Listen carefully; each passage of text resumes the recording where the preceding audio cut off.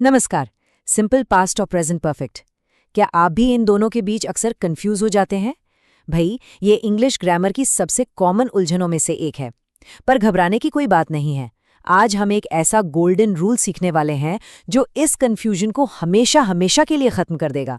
तो चलिए इस ग्रामर मिस्ट्री को मिलकर सुलझाते हैं।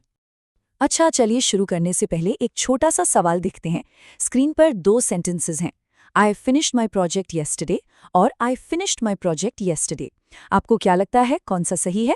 आपको जानकर शायद थोड़ी हैरानी हो, लेकिन इनमें से एक वाक्य ग्रामेटिकली मतलब व्याकरण के हिसाब से पूरी तरह गलत है।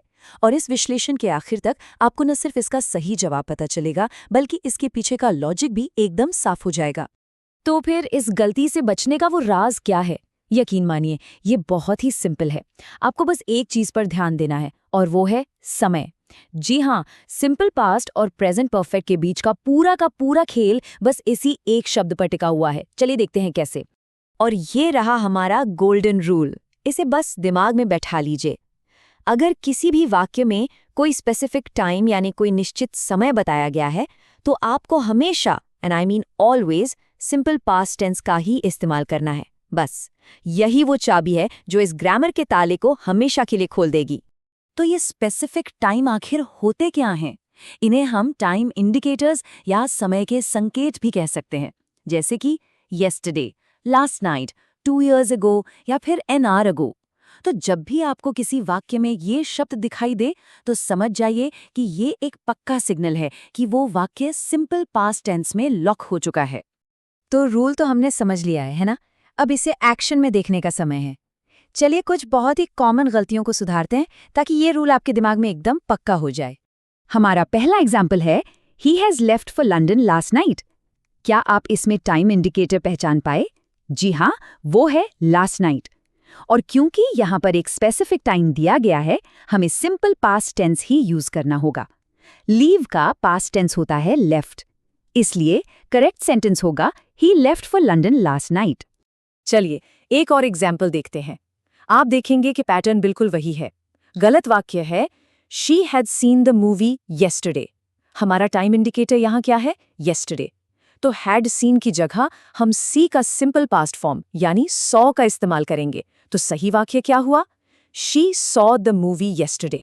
एक आखिरी एग्जाम्पल देख लेते हैं, I have taken my lunch an hour अगो। यहाँ हमारा समय का संकेत है एन आवर अगो। एक बार फिर ये एक निश्चित समय है, इसलिए प्रेजेंट परफेक्ट मतलब हैव टेकन यहाँ गलत है। टेक का सिंपल पास्ट है टुक, तो सही वाक्य होगा I took my lunch an hour अगो।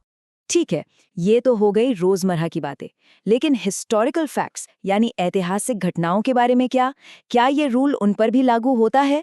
ये एक काफी इंटरेस्टिंग केस है। चलिए इसको भी समझते हैं। For example, Newton has discovered gravity. अब ये वाक्य गलत क्यों है? क्योंकि जो हिस्टोरिकल इवेंट्स होते हैं वो ऐसे एक्शंस हैं जो पास्ट में एक तय समय पर खत्म हो चुके हैं। वो एक फिनिश्ड एक्शन है, इसीलिए उनके लिए हम हमेशा सिंपल पास्ट टेंस का ही इस्तेमाल करते हैं। तो सही वाक्य है न्यूटन डिस्कवर्ड ग्रेविटी। तो अब तक हमने ये तो अच्छी तरह सीख लिया कि सिंपल पास्ट टेंस कब यूज करना है, पर सवाल ये है कि फिर प्रेजेंट परफेक्ट टेंस का इस्तेमाल कब होता है? इसका जवाब भी समय में ही छिपा है। चलिए अब सिक्के का दूसरा पहलू देखते हैं। इसका रूल बहुत सीधा है, जब वाक्य में कोई भी स्पेसिफिक टाइम नहीं बताया गया हो, तब हम प्रेजेंट परफेक्ट टेंस का इस्तेमाल करते हैं। यहाँ हमारा फोकस एक्शन पर होता है, इस पर नहीं कि वो कब हुआ। जैसे he has left for London, वो कब गया ये इंपॉर्टेंट नहीं है। या I have taken my lunch, मैंने कब खाया ये नहीं बताया। इसलिए ये दोनों सेंटेंसेस बिल्कुल सही हैं। ठीक है, थ्योरी बहुत हो गई, अब टाइम है आपकी नई नॉलेज को टेस्ट करने का। एक छोटे से क्विक क्विज के लिए तैयार हैं? चलिए देखते हैं आपने कितना सीखा। पहला सवाल, आप इस वाक्य को कैसे सही करेंगे? 2 years ago, the earthquake had destroyed the city। जरा सोचिए, हमारा गोल्डन रूल क्या था? क्या यहाँ कोई टाइम इंडिकेटर है? अगर आपने सोचा 2 years ago, the earthquake destroyed the city, तो आप बिल्कुल सही हैं। क्यों? क्योंकि 2 years ago एक स्पेसिफिक टाइम है, इसलिए हमें सिंपल पास्ट टेंस का ही इस्तेमाल करना होगा। Well done. अगला सवाल, इस वाक्य में क्या गलती है? They have finished the meeting 10 minutes ago. ध्यान से देखिए। बिल्कुल सही, हमारा टाइम इंडिकेटर है 10 minutes ago, इसलिए सही वाक्य होगा They finished the meeting 10 minutes ago। यहाँ प्रेजेंट परफेक्ट का कोई काम ही नहीं है। बहुत बढ़िया। अब हमने जो कुछ भी सीखा है उसे एक आसान सी चीट शीट में समराइज करते हैं ताकि आप इसे कभी ना भूलें। इस टेबल को देखिए, ये हमारे गोल्डन रूल का पूरा सार है। सवाल सिर्फ एक है, क्या वाक्य में स्पेसिफिक टाइम बताया गया है? अगर जवाब हाँ है, जैसे yesterday, तो सिंपल पास्ट यूज करें, I saw him yesterday।